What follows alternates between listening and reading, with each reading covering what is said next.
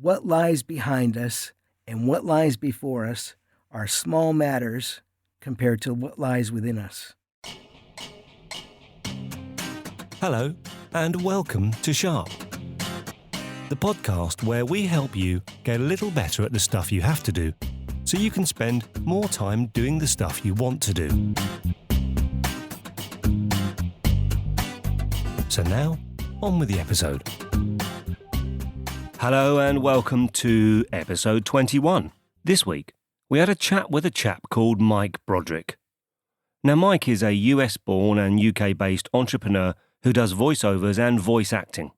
We had a great conversation, and whilst Mike talks about the challenges that he faces, in particular in regard to voiceover, it opens up into a conversation about some pressures that we can all relate to, how he solves them, and there's some amazingly open and touching stuff there about Mike's personal challenges with disability, with some really inspirational thoughts about frame of mind, being positive, and we end with some practical tips that we can all take something from. It was a smashing conversation, and of course, we started by talking about his socks. And we've already established that Mike has black socks on, but they have a bit of a green heel, so I detect there's a little bit of a flash of rebelliousness there. He just wants to keep it to himself. Yeah, it's hidden rebellion, but it's there. And Mike is a professional voiceover artist, and he is the second of two professional voiceover artists that we've had on the podcast. Now, I don't actively only seek out voiceover people and comedians for Mike, welcome to Sharp. It's really, really good to have you. I'm really, really pleased that you're able to join us. And I know you've had a busy, busy day. How has your day been today? What's happened in your day today?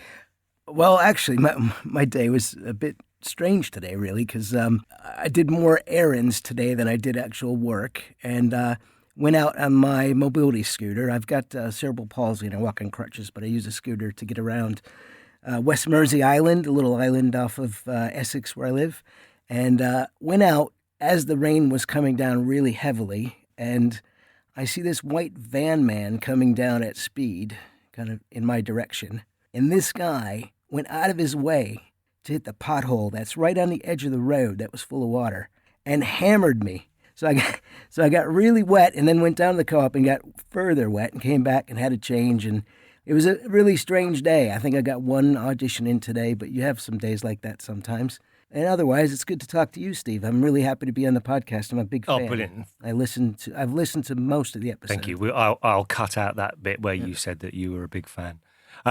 So you do voiceovers, and we talked to Mel before, yes, who we both know and hooked up together through the same person that got us into it. But for those people that either haven't heard Mel's interview or don't understand the world of voiceovers, what is doing voiceovers? Well, it's, if you listen to a commercial or a movie trailer or a video on YouTube, and you've got someone speaking in the background, kind of describing the situation or trying to tell you about a product, and using their voice to do it, that is a voiceover artist. And it's quite a popular field at the moment for people to get into. I think I heard that there's somewhere around 1 million voiceover artists in the United States. Don't know how many there are here in the UK, but it seems like every time you turn around, somebody else is getting in and joining a profession, which is a good thing, I think, because there is a lot of work to go around. But it's part of the internet revolution, I think, that we're all able to set up studios now in our homes. It's pretty inexpensive, all things considered, compared to what it used to be decades ago, to set up a studio and to be able to audition for projects and job opportunities. So there are various ways you can get auditions. There's online casting sites that many of us are members of that send you auditions in your inbox every day. And then there's kind of going out, beating the bushes and trying to find work through companies and, directly with potential clients. Yeah. So I read that your first paid voiceover job was as a PA announcer for high school football and baseball. Is that true?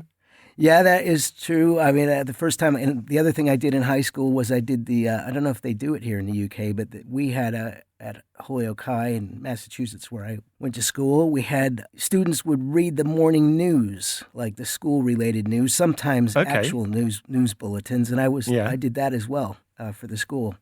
So what kind of environment were you doing that in then? Was it a proper Well, studio? you just go in the principal's office. They had a microphone set up, and they put you right through the PA, and it went through the whole school, basically. And I remember I was doing it, and there was another guy named Sam. And when John Lennon was killed, he came on the PA the next morning and put that kind of as his lead item in the school news, which I thought was interesting. So yeah, I did that kind of work. I did PA for football, just in American football. When you move the ball down the field, you get 4 chances to move the ball 10 yards or more. Yeah. And so what you would do is I'd say, okay, it's 2nd down and 2. So it was 2nd down with 2 more yards to go before you get another down, that kind of thing. And then in baseball, there were baseball playoffs for the high school, and I would do the announcing there. So if a guy came up to bat, I'd say his name, and I'd give the score various times during the game. So it was just in-stadium announcing, but that was probably those were my first kind of efforts behind the mic, I think. At the risk of sounding contentious, for our English listeners, baseball is basically rounders, isn't it? No, I highly disagree. Baseball is a majestic game that very hard to explain to my British friends, but it's a wonderful game. But I was one of these guys, probably like you, Steve, where I had a tape recorder, and I used to kind of make up my own sports matches to sports games to commentate on in my tape recorder, and I read autobiographies of some of the famous sports announcers that were around at that time, and I used to call into the local radio station and talk about baseball. And so even at a pretty young age, I was kind of very interested, I think, in audio-related stuff and broadcasting. Today, you're working from a remote studio where you can send high-quality professional broadcast voiceovers to big clients in California. But you've come to this world via a more corporate environment, haven't you? Is that the route that you took? What did you do before? Well, kind of my career, I've had a varied career. After I went to Tufts University near Boston, and then after university, I went and served in the United States Peace Corps, which is like VSO here in the UK, volunteers and service overseas. Basically, you spend 27 months overseas. I worked as teaching English as a second language in Sri Lanka. Okay. From 1986 to 1988. And it was a fantastic adventure, fantastic experience. And then when I came back from that, I worked variously at times in education. I worked as like a supply teacher in my high school. I worked in the local community college as a writing tutor because my degrees are in English and classical studies. And then I worked in disability services, having a disability myself. I worked for the Texas Commission for the Deaf and Hard of Hearing. I learned a little bit of sign language at the time, and I also worked in a Center for Independent Living. But subsequent to that, I worked for about 15 years in local government economic development, both in the U.S. and in the U.K. So and I did that for about 15 years. But in the background, for probably a couple of years before I left the Basildon Borough Council where I used to work, I had been thinking about voiceover. It's partly to do with my family. I've got 2 nephews who are actors. And one of them's in L.A. The other one's in law school right now in Las Vegas. But the one that's in L.A. Appeared in the film Easy A, and he does voiceover, and his brother does voiceover. And that got me thinking about it. And then my own brother, for a while, had done some presenting work for an ESPN show in the States. They did a country games thing where it was a sporting kind of competition, but all around kinds of things you'd see on Country File, I suppose. There was some shooting involved and maybe, working with dogs and that kind of thing. Yeah. And my brother presented that. So it was a bit in the family. So I'd been thinking about it for a long time. And then when I decided kind of it was time for a change and I wanted to leave economic development, I said, well, I'll go for it. I'll give it a try. And that was about 4 years ago. How did you start, Mike? Well, I did a lot of research. So I read a bit. I got some voiceover-related books, but one of the key things for me, and if you ask for tips and tricks, one of the things I was going to say was I found that podcasts were very important to me in terms of starting my voiceover business. I listen to voiceover podcasts all the time, even now. There are about 4 or 5 of them that I listen to on and off, and there's a couple that I listen to almost, or there's one I listen to every week. Which one's that? That one is the Voiceover Body Shop. Okay, yeah. So I listen to that one every week, and that helped me kind of understand the industry really quickly. It gave me a real good overview of who the key players were, the people who are in the top of the industry, the top of their game, the different genres that are in the industry. And I'm a big fan of podcasts generally. And in terms of the voiceover, they've been really critical for me to get up to speed to what the industry is all about and how you succeed in the industry. What are the pressures? What are the challenges in doing that job for you on a day-to-day basis? Well, there's actually a lot to it. There've been a lot of challenges in terms of setting up the business. So create a studio, create a website, create a brand. But before you do any of that, you really have to get at least some skill at actually doing the job, at actually being able to put together a performance or a read of a script that's credible. I found the challenges initially in setting up, you had all the challenges of switching from being an employee to being an entrepreneur.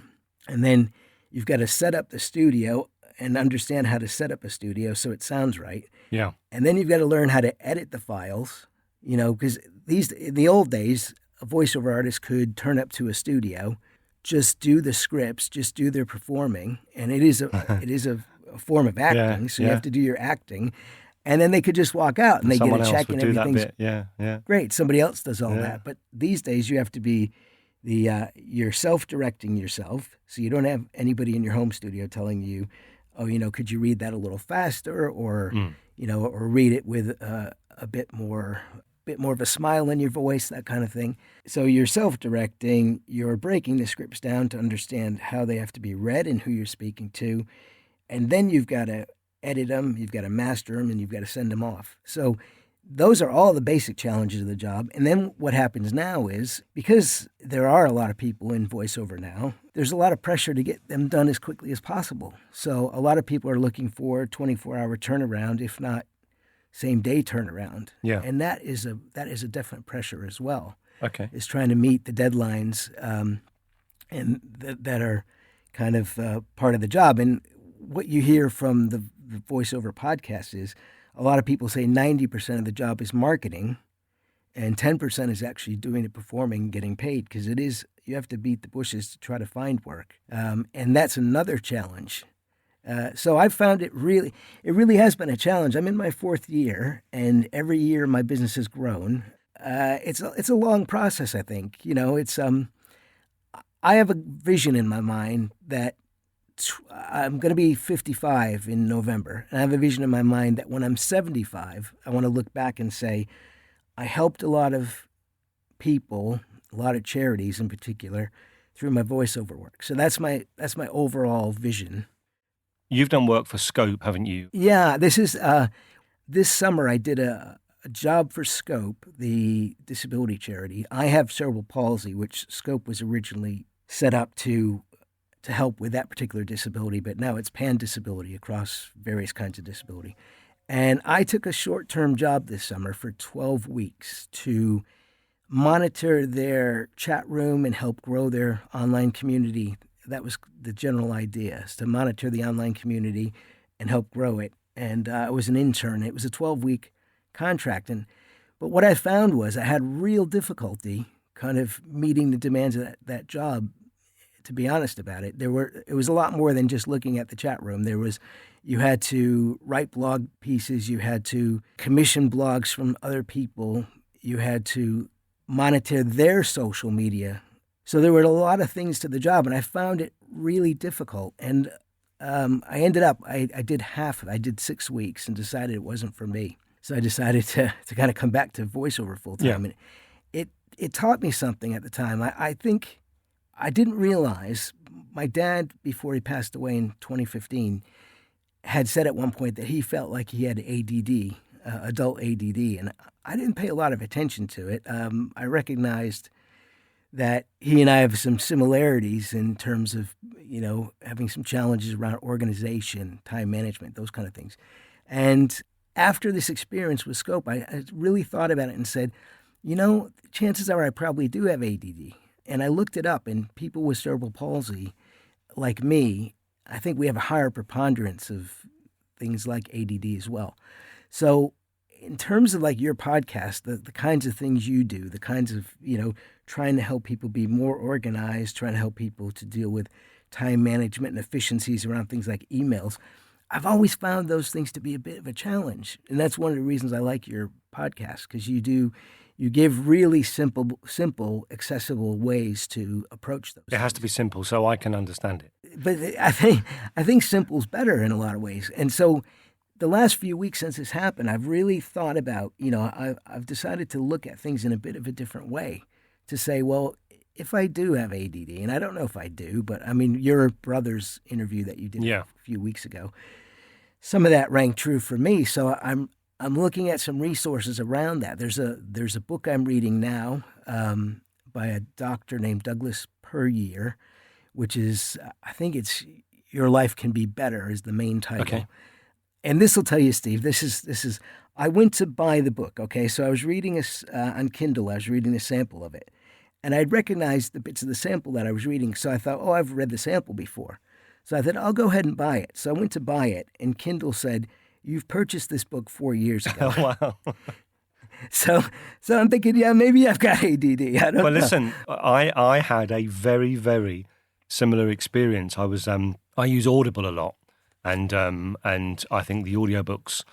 In fact, I'd got into Audible by doing their free trial, and then took them up on the offer. Forgot to turn the bit off that charges money to your card, so I had to go and buy a couple of books, and really got into it, which proved to be quite useful when you referred to my brother and he put his book out.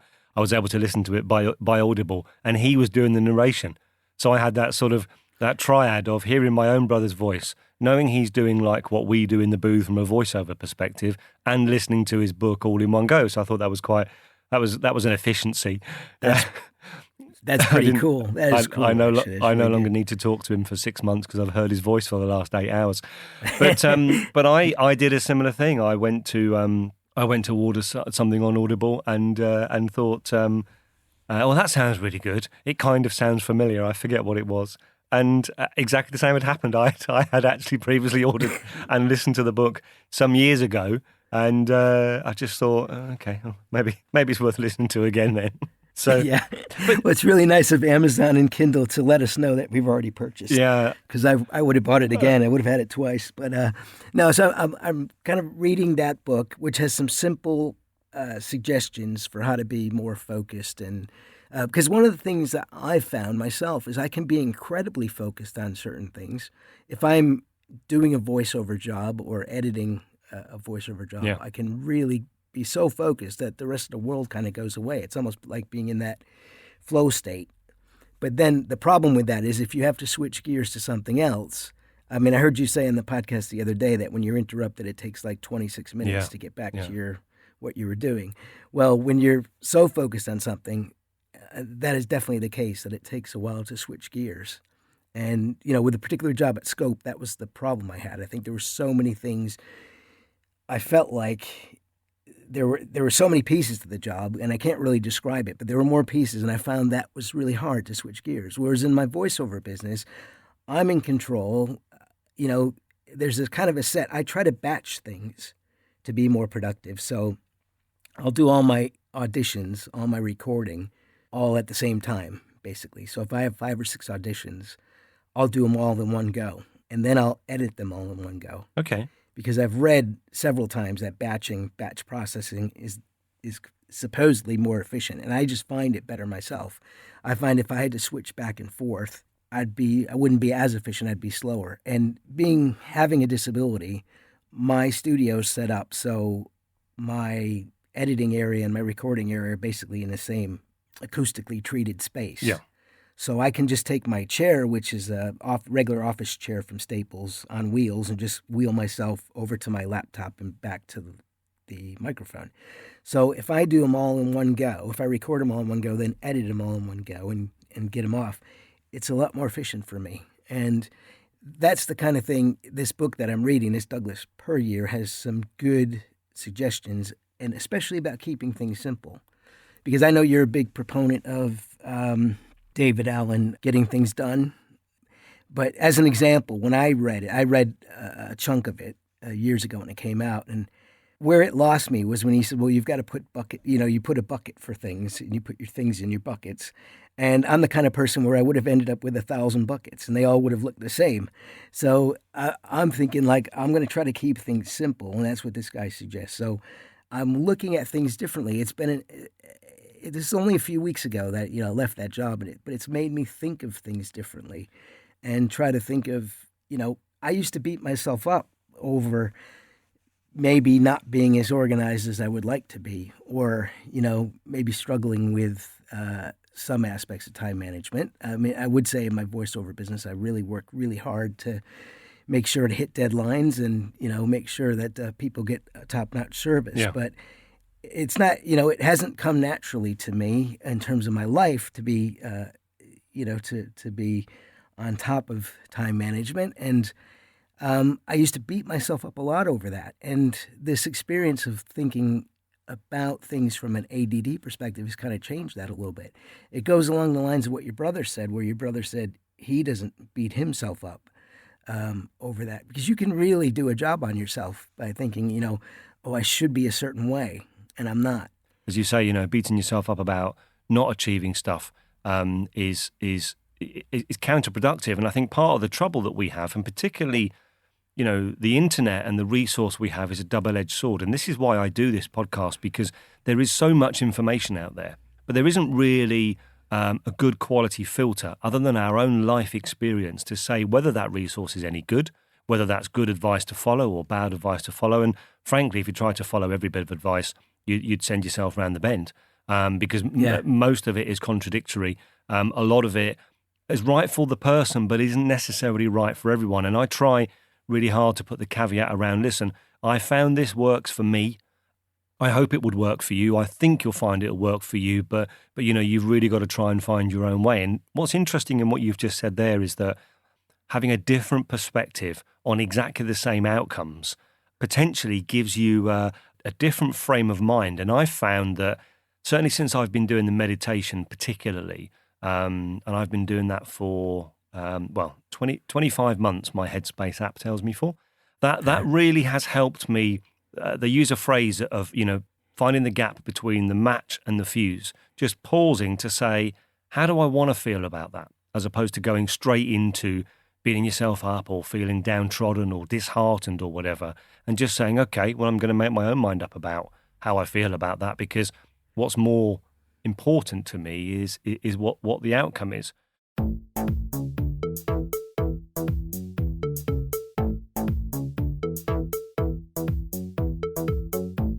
So in terms of your activity, I mean, I've just been making some notes here while you've been talking. So you've got a website to run, you've got to manage the brand, you've got to do your own marketing, you've got to do social media, you've got to, in your website, there is then content in terms of the blogs that I know you do, which I find really interesting. And then you've got to operate the business. To operate the business, you've got to deliver a product, in which case the product is your voiceovers. You've got to do it quickly. You've got to be there before someone else. And I know you are a real stickler for quality. So you won't want to shortcut the quality piece. And that means that there's probably a conflict there between how quickly can I get this out and how long do I want to edit it for before I'm happy with it. And I think it's fair to say, I think you would describe yourself as a bit of a perfectionist where that stuff comes. Yeah, well, exactly. And I think that's the other thing. And when I've been looking up into this ADD stuff, I think the perfectionism, I'm not an expert, but from what I gather, a lot of people who tend towards ADD probably tend towards that as well. And you can overdo everything to the extent where you're trying to be too perfect. And in the end, you just cause yourself problems. And what I found was one of the pieces of voiceover that took me a long time was editing, audio editing. You have to edit things so you take out any obvious mistakes, but you also tighten it up so it sounds natural. And then you have to take out things like if there are any really harsh breaths that come into a voiceover, you have to take those out, or you have to at least attenuate them, cut them down a bit. Or oftentimes you'll end up with mouth clicks. Like when you and I talk, we don't hear clicks when we talk in normal life, but these microphones are so sensitive that you get these little clicks and pops sometimes in the audio, and you have to take those out. And I found like it was taking me ages to de-breath voiceovers and to take the clicks out. But I just went and got some, a new software plugin and some new software that, in terms of the breaths, is probably going to cut my editing time down by about 40%. So, so there, my return, the money that I receive per job is going to go up as a result of that because I can do more and do it more quickly. So it's an example of where technology and kind of making that investment. It wasn't even a massive investment because I found this particular plugin, which is a really good one, on sale, and it's made a huge difference for me already. And so, sometimes you can get stuck in a rut where you do things the same way and you can't seem to get out of that rut. And all it takes is to either bring in another tool or maybe, as you would say, sharpen the saw to kind of make a massive difference. How does that manifest itself for you? So as you go into a voiceover job, you take on a persona or you have to have a certain frame of mind to deliver it in a particular way. And you've mentioned, you've got some real physical challenges that many people don't have, which, of course, over your life, that's part of you, and it's what you are, but it presents you with obstacles that other people don't have. Then you've got, the challenge of running your own business, marketing that, and so on. So when you're about to go into producing a voiceover, presumably you must have some pretty awesome way of parking all that and saying, no matter how difficult a day it's been or no matter what my challenges are in the business, I'm going to give this job my all and make it work. How do you do that? Well, I think partly it's practice. It's like that old joke they tell in the States, how do you get to Carnegie Hall? And it's practice, practice, practice. But partly and I don't have a practice routine per se, but it's just doing thousands of auditions. I think, and also taking classes, like I've took some online classes and stuff. And so I'm always trying to kind of perfect my technique. So that helps. And I find like if I go on vacation or if I take a few days out of the studio, when I come back, I do feel a bit rusty. So it is partly just, it's almost like a muscle memory that you build up. But, one thing I guess that's one of the key things that clients are looking for is conversational, natural reads, like sounding like a natural person. So the challenge is in a way, is trying to be yourself in front of the mic. And although you're taking on a role, depending on what the script is, you've got to put some of yourself into that. So one of the techniques I use, and it's more of a voiceover thing, it's probably not so helpful to your listeners here, but I smile a lot because smiling a lot kind of comes through in the read. And I think it helps make me feel a bit more natural in a way. So that's one of my little tips and tricks. But I've got to disagree with what you said. I think our listeners can take a huge amount from that last comment about smiling, because I think when you smile, it changes your whole physiology. And in fact, whether the thing you're going into is a recording in a voiceover booth or a networking event that isn't something that you feel particularly comfortable with, or just having a meeting with your bank manager, actually taking the time to go off somewhere before you do it, look at yourself in the mirror and smile, sounds really, really corny. You might remember Andrew talked about this as well. I do it. Yeah. It's the second thing I do every morning. The first thing is I turn my alarm off. And the second thing I do is go and look in the mirror and smile at myself. Now, generally speaking, I make sure no one's around because it does feel a bit awkward. But, I think that there is something about how it changes your physiology and seeing both doing the act of smiling and also seeing your reflection. But if you don't have a mirror, at least the act of smiling changes your whole physiology. And I think, for people that have got anything they're going into where they want to do something that's going to be challenging or difficult, smiling does two things. It makes you feel comfortable and a bit more relaxed, but it also shows other people that you're comfortable and more relaxed. And in fact, there's a lady whose name escapes me. I'm really sorry. I'll find it and put it in the show notes, who runs a laughter group round our way. And she teaches businesses to just laugh, because actually, getting a group of people together and just getting them to laugh changes their whole physiology and the way they do what they do. And it means they can go and tackle all sorts of challenges. So I think you actually hit the nail on the head there, Mike. Doing that before you do a voiceover, there's nothing in between you and the mic, is there? It's in its purest form. I can hear everything you're saying, and I can hear your thoughts, and I can hear your emotions, because we're human beings and we're tuned into it. And if you're doing that with a smile on your face, it changes the world. So, a top tip. Thank you. Yeah. I think, well, and it's like, I think you mentioned if you go into a meeting and you just smile, just like maybe not even smile at yourself in the mirror, do that like you do, but then go in when you're around other people, smile, Yeah. Just be kind of friendly and be yourself. And I think that does make a world of difference. There's another thing I've been thinking about, Steve, and I don't know, I just found this really interesting. I listened to it again today. There's a podcast called The Moment with Brian Koppelman. Okay. Brian went to my university. He was a year before me. I didn't know him. One of his claims to fame is he found the singer Tracy Chapman. She was also at our university, and he helped get her first contract with his father. So he's one of the reasons she became a star, I suppose. Well, he does a podcast called The Moment. And in this podcast, he talks a lot to people from various industries and different kinds of businesses. There's an episode, if you look at this podcast called The Moment, there's an episode, he talks three different episodes with Seth Godin, the guy who wrote The Purple Cow. The first episode, he speaks with Brian. If you can listen to that first episode, they get into some really interesting discussions about kind of the way our self-talk or the way we think about ourselves impacts our life and our possibilities around success, I suppose. And Seth Godin gives a couple examples. There's a professor at Tufts where I went named Daniel Dennett, who's a philosopher, and he's kind of well-known in Silicon Valley, I think, too.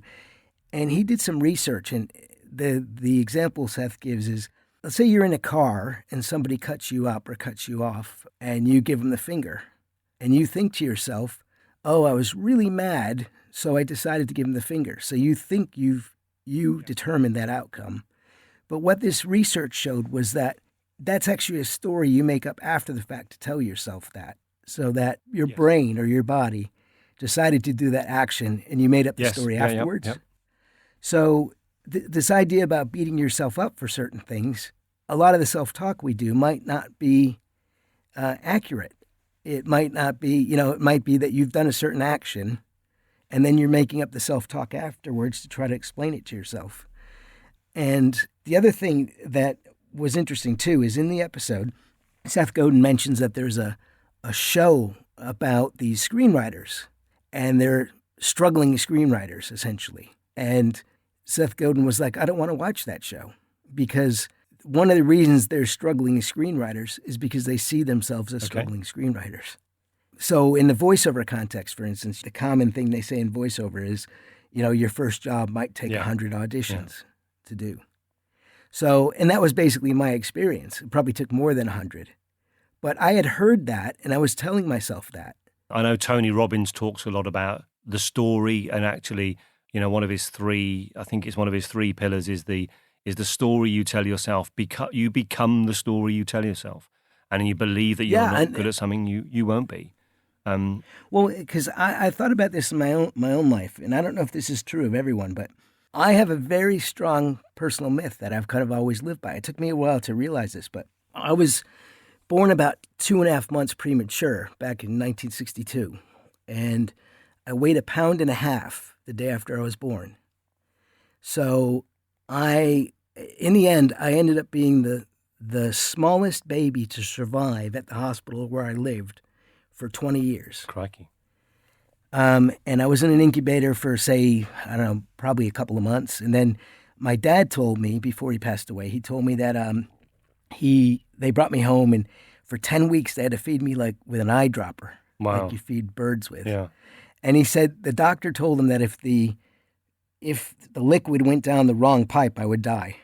So now they told my parents when I was born, pick out the gravesite. So my parents actually picked out a gravesite for me. And I'm Michael Broderick. My dad was Thomas. My grandfather was Thomas. My great-grandfather was Thomas. My younger brother's Thomas. Right. So I didn't get the name because, and I asked my dad about it. I said, Dad, why am I not Thomas? And he said, well, I wanted to pick a strong name, so he picked Michael after Saint Michael, I guess. Okay. But the idea was, it kind of hit me really strong that I'm a survivor, so that in part is the myth I tell myself. But the other part of it is that I persevere. So, and it's partly the way I was raised, because I walked around in crutches. I used to fall a lot. I mean, I've fallen thousands of times. My record, I've fallen 7 times sober in one day. So 7 times in one day I've fallen, and I've done that 2 times. And my record after I'd been drinking was 13 times. Okay. So, I mean, I've fallen thousands of times. And so, but my parents always kind of instilled in me to be able to be really independent, to do everything myself, to get myself up and all that kind of stuff. And so that became kind of my myth, that I persevere, that I get over hard things. And it's recently I've been thinking about that, thinking, has that made my life harder in a strange way? Because I had a friend of mine's mother said to me once, you do everything the hard way. And I kind of, even when she said it, as you said, yeah, I said, yeah, I guess you're right. But so have I made things harder on myself by doing things the hard way? Because that's part of my myth. Is that in terms of it, you feel like it's something you have to live up to? Well, I don't know. I just think I think I just see myself that way. So like when I served in the Peace Corps, I don't know how many disabled people served in the Peace Corps, but probably not. There've been about 100,000 volunteers since the 60s when it started. And obviously there have been quite a few with various disabilities, but I don't know in terms of people like me how many served in the Peace Corps. Probably fairly rare. Like when we went for our training, we went to training in San Francisco, and our country director came back from Sri Lanka to be at that training. And I always thought, oh, she did it because she was kind of trying to figure out if I could do this. So I look back on that and think, I've done that, and I'm really proud of that. But when we did it, before we left Sri Lanka, we did a kind of an out-service training where we were getting ready to come home. And they asked us to visualize and write down, what did our service mean to us? And I drew a picture of myself kind of climbing up a mountain, because that's the way I viewed it. I viewed it was this monumental goal that I was able to achieve.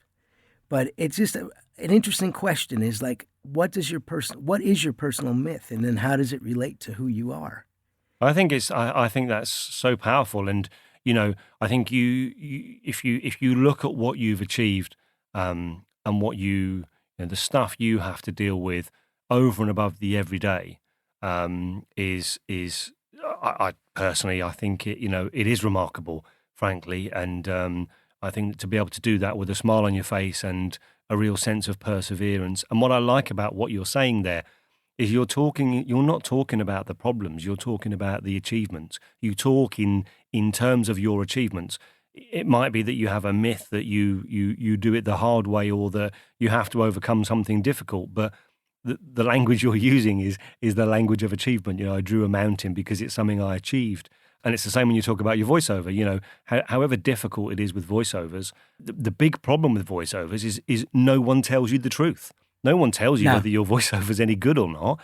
Or the only feedback you get is you either get accepted for a job or you don't get accepted for a job. And you absolutely can make your own mind up. You can concoct a very complicated story about what that means to you. And I have to say that the one thing when I was doing the voiceovers permanently full time, the one bit of advice I learned was a YouTube video I'd seen from Bryan Cranston, and he said the one bit of advice I give people is do your audition and then forget it, because actually, if you start to think about where that's gone and start to think about what other people are thinking, you start to make it up. And it came home to me literally yesterday. I was listening to, I'm trying to remember now whether it was either Dan Harris or it was The One You Feed. My two of my favourite podcasts are The One You Feed with Eric Zimmer and Dan Harris is 10% Happier.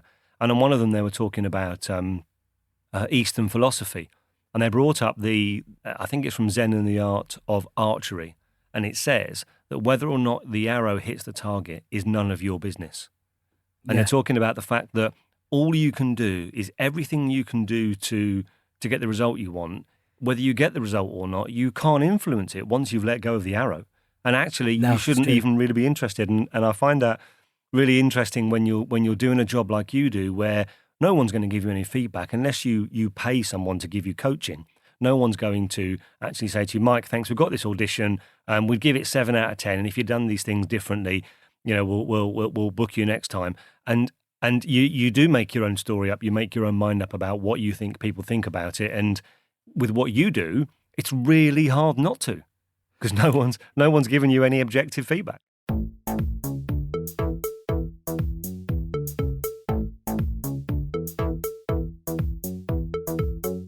I'll bring it back to baseball. In baseball, if a hitter gets 3 hits out of 10 at-bats, they're considered, amongst the best players. So 3 times out of 10, they're among the top players. One of the greatest hitters that ever lived, Ted Williams, hit 410, I think it was. So that meant he got 4 hits out of every 10 at-bats. He did that in the 1960s, and nobody's done it since. And I think in voiceover, if we got 3 jobs out of every 10 we auditioned for, we'd be thrilled with that. You'd be pretty pleased, yeah. You'd be, even the top guys, and I could name some, but your listeners won't really know them. But even some of the top voiceover artists, that's about what they do. They do about 3 out of 10. So that's the kind of business it is. So you just have to be resilient. You just have to keep going, and you have to kind of think, can I make my product better? Can I make myself better? My reads better, my editing better, and it's a continual process. And the frustrating thing is in voiceover, you can make a lot of money, but as a lot of people say, but you can't make it quickly necessarily. No. So it takes sometimes years of effort. But again, I'm mindful of what Seth Godin said. If you think of yourself as a struggling artist, in his example, then you may end up a struggling artist. So you kind of have to think, how can I change the dynamic? How can I be better? How can I understand the market better so I fit the market better? If you look at the people who are successful in terms of life coaching, and people like Tony Robbins, Michael Hyatt, often the conversation is about having a frame of mind of abundance. That I believe I am successful. I believe I've achieved a lot, and that will become a self-fulfilling prophecy. And I'm really signed up to this whole gratitude thing, because I firmly believe that you and I and nearly every one of these listeners is in the top 5% richest people in the world. In some cases, the top 2% richest people in the world, because by dint of where we happen to have been born and the lives we lead, we happen to be in that. We hit the lottery when we took our first breath, and we, in my case, growing up in the United States, in your case, growing up here in the UK, we already have tremendous abundance. I was blessed with a great family, 5 kids. My brother passed on from cancer a few years ago, but 5 kids, great parents. My parents never held me back. They encouraged me to do everything I wanted to do. When I was 10 years old, I took judo. Which was interesting. I would stand there and throw my crutches down, and I'd grab the gi, the uniform of my coach, and he would hold on to mine, and he'd kind of walk me around the mat, and I'd try to trip him and then choke him out. And, but I did that at 10. I mean, my parents encouraged me to do anything like that, and they never held me back, and that made a big difference. So I feel incredibly blessed, and, I have a wonderful wife. I've got a lot of great friends. So I'm incredibly blessed. And I try never to forget that. And we all are, like you say, by dint of where we're from, we are blessed. So we're already at a lot of advantages over many people in the world. It's what we do with that. And kind of my own personal philosophy is, I was raised Catholic, and I consider myself a Christian, although I'm not really religious. But my own personal philosophy for my life is that, at least in terms of my work, I want to try and help as many people as I can and serve people. And that's why with voiceover, it's a bit odd, because it's not the work I was doing in economic development, particularly in the job in Basildon. I was working with trying to help young people get into training and employment. So there was a lot of, you get a lot of positive feedback. You can see that you're making a difference. And voiceover is a bit more removed from that, because, okay, I'm reading maybe a commercial or a public service announcement or a video. How am I helping people there? And that's why in my own case, I want to focus a lot on helping charities if I can, as part of my work, because that's really important to me. And, I just think we have to kind of make the most of our advantages that we have. We do, and and I've really, the journey I've been on the past few years, have developed these techniques and these approaches to say, actually, what can I do that can reinforce the good stuff that makes a difference, and to enable me to do stuff with some intention. And I find that, as you know, if you've listened to the episodes, I talk about my end of day journaling. And as part of my end of day routine, I write 3 things I'm grateful for that day. Can I just ask you a question on that? Yeah. Does that make you happier? It does. When I say it makes me happier, I've revisited what I mean by happy, actually, because I find that happiness is it's a will-o'-the-wisp. It's an intangible thing that's really hard to nail down. And I think we attach ourselves to things that we think will make us happy. And then when we get them, the only thing that's made us happy is we've made the transition from one state to another. So we've got the new car, the new house. If you're a gear nerd like you and I are, the latest mic, the latest gear. Yeah. But the happiness doesn't last, because all you've done is what we feel like is happiness is having made that transition from one state to the other.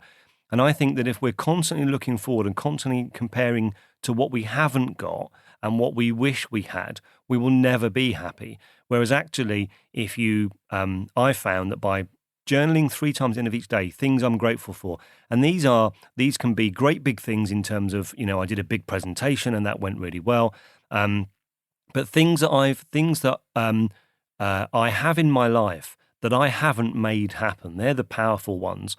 Whether it's I've got running water from my tap, which is something that many, many people in this world don't have. I have a flashing lavatory. I have a choice of food to eat, and and I don't write these things or say these things to be boastful. It's to remind myself that actually it's really easy to take for granted some of the things that are so simple and we're so used to, yet many, many people in the world don't have. And I find that by writing 3 things down at the end of each day, at the end of a week, I've got 21 different things that I've identified I'm grateful for. Everything from my health, through to my kids, through to the fact it was a sunny day today. Lisa cooked a lovely meal. And I look at that and think, Steve, how can you be unhappy when you've got all that in your life? Yeah. Now that is really powerful. I mean, that's the thing. It kind of comes back. That's why I was talking about the your personal myth, or how you view yourself. It's mindset is massively important. There was a time where I was kind of unhappy, and I went to a priest, and the priest took out a piece of paper and a pencil, and I knew what he was going to do. As he did this, I knew what he was driving at. He drew a very tiny square on this piece of A4 paper. And he said, "What do you see?" And I knew where he was going, and I kind of said, "Oh, well, I see all the white stuff around it," because that's where he was driving at. Yeah. But the thing is, you can get yourself down, and you can focus rather than an attitude of abundance and gratitude. You can end up with an attitude of lack and frustration, and you have to be really careful, because you can let that kind of overtake how you feel and maybe who you are in that moment. And I think what you're doing there with those 21 gifts that you remind yourself of every week is really powerful. What I really love about your podcast, probably my favorite thing, is the line you say at the very end. It's about making yourself better than you were yesterday. Because a few minutes ago, you were saying, well, if you project too much into the future or project backwards into the past, that's not going to get you anywhere. But if you if you try to just do a little bit more tomorrow than you did today, then that is really powerful in and of itself, and that's really important. And I love that you say that every episode. Well, I make no claim that anything in this podcast is original. It's all stuff that I've learned or experienced or found somewhere else. But what you've just said there, and you put it much better than I have, to project too far into the future is self-defeating. You really will. the best you'll ever achieve is be clear in your mind about how far away from your goal you are. And until the day before you get to that 5-year goal, you are still not achieving your goal. Whereas actually, if we think about, well, what did I achieve today over yesterday? Where's the movement forward? If I start measuring, not measuring the gap, but measuring the progress. And actually, if I can just be a little bit better than the person I was yesterday, if I'm going to compare myself to other people, there will always be someone out there who is much better at what I do than I am, and there will always be someone out there who is less good than I am. There's no point comparing yourself to other people. All you'll achieve is sadness. Yeah, well, years ago, I used to do that a lot. I used to like either think back about things that I wish had gone differently, or I would think about, oh, well, in the future, I want to be here or there. Or I don't do that much anymore. I don't do it either way, really, because it is a recipe for sadness, I think. It's not a recipe for positivity because, the grass can always look greener somewhere else.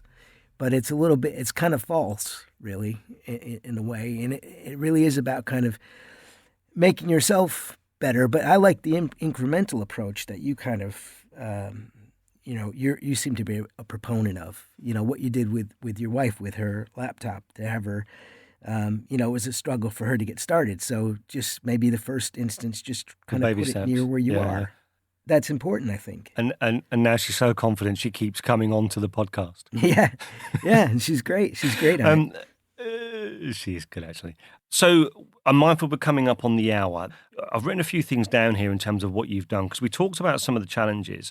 And I don't know if you're aware, and I always find this really interesting, but the stuff you've talked about is in this conversation, the advice you've given is to batch things so that you can focus on the right thing at the right time. Think about the resources around you, and you've identified books and podcasts as being great resource.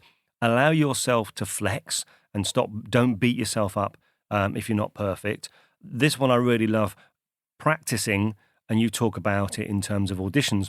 But I think what we forget sometimes, no matter what we do for a living, whether like me, you're employed by a company and work in a corporate environment, whether you work for yourself, whether you work with the public or in an office, everything you do every day is an opportunity to practice. And just seeing that I'm doing this thing, and can I do this thing with some intention because tomorrow I might be a little bit better at it.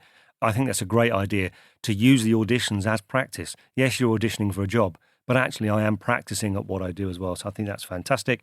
You've said smile is just perfect, and I think in your situation, smiling before you do an audition is fantastic, but it's great advice for people. No matter what they're going into, they're going to find challenging. You also talked about breaking things into steps, because you talked about taking the script that you've got to work on and breaking it down into, how am I going to say this line? How does that line meet the next line? And actually taking that approach in any project or any task that we've got on, once you break it down into the tiny steps, then it becomes so much more achievable instead of a great big task to do. You talked about smiling again in your frame of mind. Fantastic stuff around the story that you tell yourself, and just being conscious about what story am I telling myself today, and how is that going to help me, or potentially how is it going to hinder me? Well, yeah, and I think maybe, ask yourself, is the story you tell yourself, is it accurate? Is it I've lived with this idea, I suppose, of being super independent, persevering over things, but that's just kind of my myth. But is that the way to live? I might look at it differently now. I might say, I might see the world differently. Maybe not try to force myself so much on the world, but have the world come to meet me more, and that could change the way the rest of my life is. But it's worth thinking about that question, because I think everybody, maybe people aren't like me, but I recognize that I had this kind of operating system, as it were. And that podcast episode got me thinking about that a little bit. And I think it's a worthwhile question to say, how do I view the world, or my place in the world, and is it accurate necessarily? I know I bang on about the meditation, but for me it's a big thing to be able to say, I recognize that my brain is doing that thing where I beat myself up about the progress I've made or the result I've got. By recognizing and just gently being able to step outside of it and saying, okay, now I recognize my brain's doing that thing, I'm going to decide to think differently about it. And that is so powerful to be able to decide for yourself what your story is going to be. So what a final tip could you give our listeners? What have we not yet covered? Well, I mean, it's a really recent thing, but just as far as a little tip, I know I listened to your podcast, the last couple about goal setting, and you went into some, do you use a paper-based system or do you use an electronic system? Okay. In my own life, I think I prefer paper-based systems, Yeah. but they don't work for me because I can't carry stuff around very easily. When you're walking on crutches, your hands are always full. Okay. And it's a frustration. So with the paper-based planner, that would be my choice. But I can't really do that because I can't carry it around. So I'd have to keep it in a backpack, which doesn't do me any good. And I prefer either daily planners or I like the bigger planners. I can't get away with I need to see stuff visually. I can't get away with like really small things that'll fit in my pocket. So what I came upon recently was I've been using Google to do shopping lists. So if you go into Google and you say, make me a shopping list, and your microphone's on, it will make you a shopping list. So you just say, bananas and apples and whatever, and it will put them in the shopping list. And then it puts the shopping list into Google Keep. So the other day I had the thought, well, if it does a shopping list, it must do a to-do list. So Yes. I'm doing a to-do list on Google Keep now, and I've got it set up on my phone because the phone is the one thing I've always got with me. So It's in my phone. I use Google Calendar, and then I've got Google Keep now on my iPad and my PC. So that's going to be a system that works for me, I think. It's got like Google Keep does it as little Post-it notes, and you can make them different colors as well. So as a little tip, I found that really helpful. And, I've bought loads of planners in the past, all different kinds, paper ones, electronic ones. And here is Google Keep for free. That seems to be, it's going to work for me. So, Mike, that's my learn from our conversation because I've never heard of Google Keep. What is it? Is it an app then, or is it? Well, yeah, it's you'll find it on your PC. I don't know if it's on Macs, but I know there is an app on the iPhone or iPad for it. Okay. So you can create a note, or you can copy web pages, web links and that kind of thing. Or I suppose you could even I think you can put pictures in it, but you can definitely create, like you can use your microphone on your phone to talk, and it will, if it's a thing like a shopping list or a to-do list, seems to save it in Google Keep. And where does it put that then? Where does that sit? Is that in your calendar or? Well, you can. Apparently, and I'm just learning it myself. This is only within the last week or two that I've done this. One of the things that you can do is you can put a reminder in Google Keep, and I haven't figured out how to do it with your voice yet, but you can do a reminder, and the reminder actually goes in your Google Calendar. So, it's probably worth having to play with it and see. That's fantastic. Because I think it has some of the same. I forget which app you always kind of mention. That's one of your. Is it Noseby? Noseby, yeah, Noseby. So it sounds like it has some of the same kinds of capabilities as Noseby, I think. But it's just, for me, I think it's going to really work because I need something I can have with me at all times. And I found like the Google Calendar, for instance, I'll put stuff in it. I don't necessarily look at it a lot, but I can attach alarms to it. Okay. So I won't forget. So like I've got the dog, we've got a dog, and, I put things in like when she needs her flea treatment and stuff like that. Yeah. So I may only look at the calendar a couple times a week, but I've got reminders on certain things or alarms or, something is going to pop up and show me that this thing is in the calendar, which really helps me. And that sounds fab. And so that's my little tip for electronic stuff.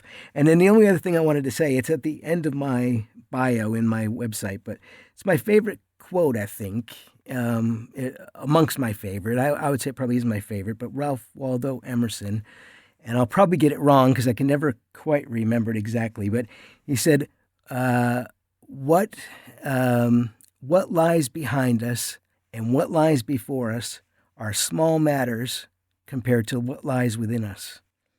Wow, that's impactful stuff. And I kind of believe that. I think, and it goes along the lines of what we're talking about, projecting backwards and forwards. And, what really matters is what's inside us, and what you're doing with your podcast, trying to get people to be a better version of themselves, even incrementally, is great. And, and I appreciate being able to talk to you. Where can people find out more about you in terms of what you do? What are your website addresses, your social media, that kind of stuff? My website, my business is Mike Broderick Voiceover, and my website is MikeBroderickVoiceover.com. And I'd encourage people. I'd love it if they go and have a listen to my demos and hear what I sound like. And if I can help in any way, let me know. My main social media outlet that I enjoy the most is Twitter. And I'm at Mike Broderick VO. People can find me there at Mike Broderick VO. So you're at Mike Broderick VO, and the website is MikeBroderickVoiceover.com. Fantastic, Mike. Listen, I'm really, really grateful. I'm sorry that we've run over, but I've got a lot of stuff to capture there. It's been great talking to you, and I think that there's a tremendous amount of stuff for people that can take the time to listen to us. So I really appreciate it. Look forward to talking to you again, Steve. Brilliant. Thanks, Mike.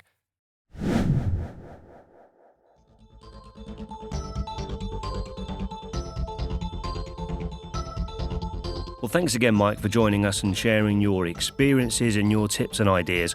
I'll put links to Mike's website and social media in the show notes. Thank you for listening. If you've enjoyed the episode and you're not already a subscriber, head over to iTunes or whatever podcatcher you use and hit subscribe. And if you don't use a podcatcher and you listen via the website, click on the subscribe page and it will take you to where you need to go. That way, you'll get each new episode fresh into your inbox as it comes out. I'm off. I'll see you next time for episode 22. And in the meantime, don't forget, don't waste time comparing yourself to anyone else. The only person you should aim to be better than is the person that you were yesterday. Bye-bye.